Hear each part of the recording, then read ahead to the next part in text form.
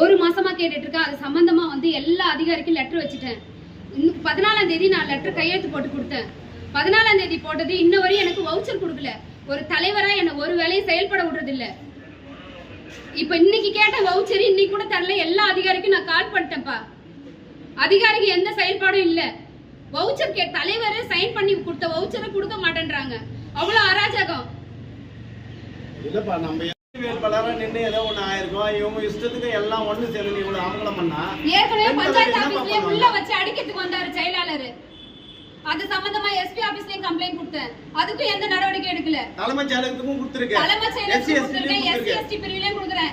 இன்னைக்கு தரங்கட்டவன்றாங்க. எனக்கு வந்து தரங்கட்டவன்றாங்க. வந்து உட்காந்து உள்ள உட்காந்து நான் அவ்வளவு அவமானப்படுறாங்க.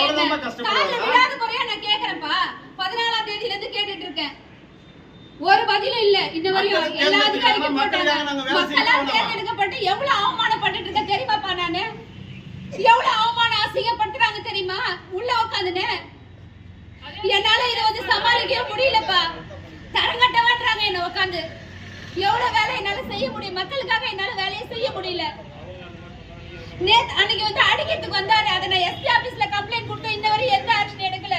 ஒரு செயலாளர் தலைவர் அடிக்கிறதுக்கு வர முடியுமா? துணைத் தலைவருடைய கணவரே வரி தண்டலரு.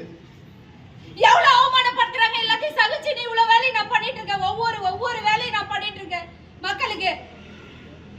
துணைத் தலைவர் கணவர் யாருமா சொல்லு. 20 வருஷமா